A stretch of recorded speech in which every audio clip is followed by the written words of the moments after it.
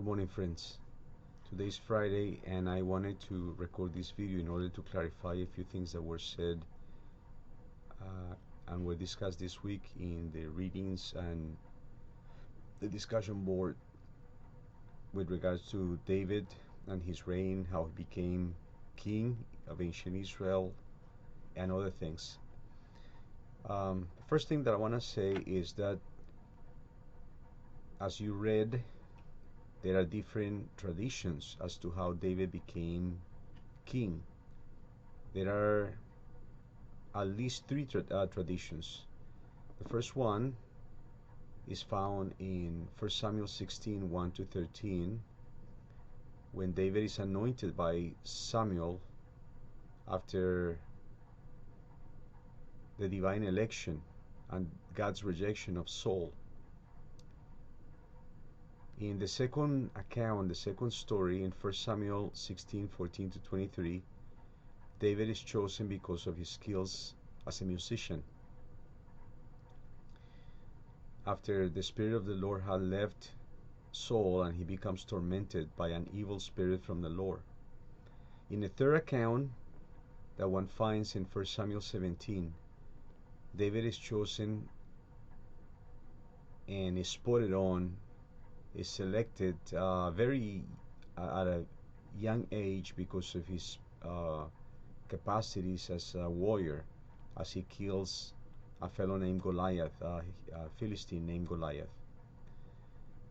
Well, as you know, that story in 1 Samuel 17 is problematic because indeed that chapter contains at least two streams that were blended together, that were merged, stitched together, and actually the story referring to David's killing of Goliath was not part of the original Hebrew story. It was actually included there at a later point.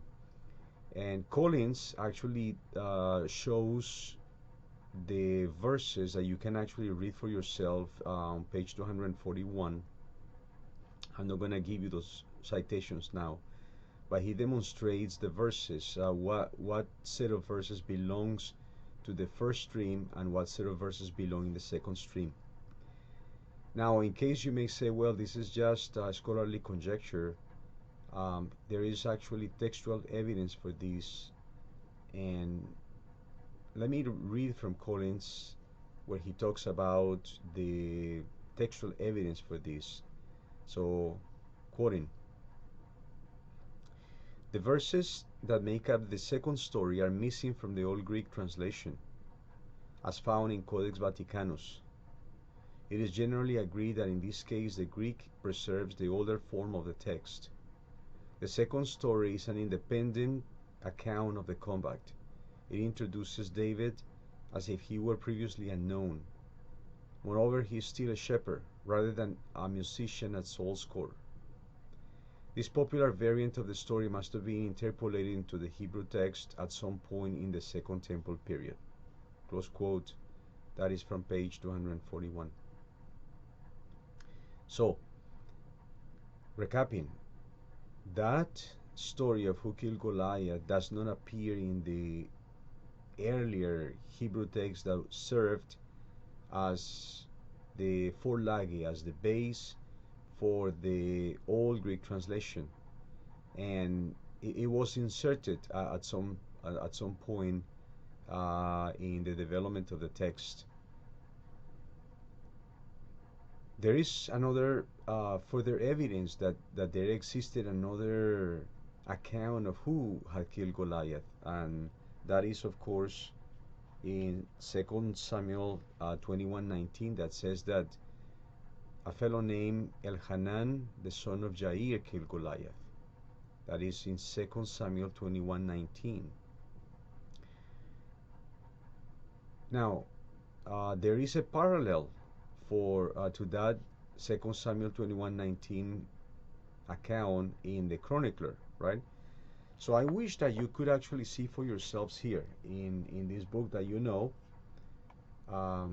which is the parallels.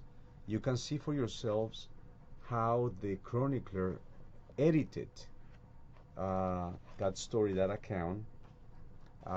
This is parallel 36, so you can see it for yourselves. Um, Let me show you. You're not going to be able to read these, but this is the story in Second Samuel. This is the story in the chronicler, and it is identical, except for the changes that the chronicler makes. Significantly, when we come to 21:19, 2 Samuel 21:19, the chronicler actually changes and inserts a piece of information that is not in the Hebrew text of 2 Samuel. So he says, Elhanan the son of Jair slew Lami the brother of Goliath. That new piece of information is inserted there, showing that already the chronicler knew from his source, which is 2 Samuel, that there is another tradition in which David had killed Goliath. So the chronicler saw it as necessary to correct his source, 2 Samuel. Now, that is as far as it goes. A couple things about that. Of course, 2 Samuel is part of the Deuteronomistic history, which probably was written at some point, either before the exile, one first edition of the Deuteronomistic history, or sometime during the exile, perhaps in the mid 6th century, so 570 to 550, give or take a few years. Whereas the chronicler may have been written as much as 200 years later. This is important. The chronicler was written some 200 years after the Deuteronomistic history. So the chronicler is actually correcting, cleaning up, as it were, what he found in his sources. Now, just in case you don't believe me, I would like you to examine another parallel, and this is parallels 20 and 21. 20 and 21 here. So I want you to go to the parallels and examine for yourself the chronicler's rendition of the Bathsheba affair and David's instruction to kill Uriah, to have Uriah killed, as well as Nathan's accusation and how David comes to recognize his acts. Those stories appear in 2 Samuel. Well, let me actually give you an appetizer. Let me give you a heads up already what you will find when you go to the parallel. The story of that sordid affair in which David takes a man's wife and then has her husband killed. All of that is missing from the chronicler.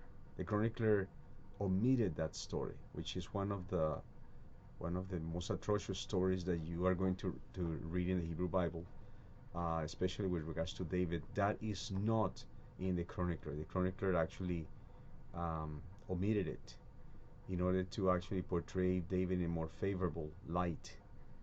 And there are other examples of that. One last thing that I want to point your attention to is something that how Bible translations are not all created equal. So I told you how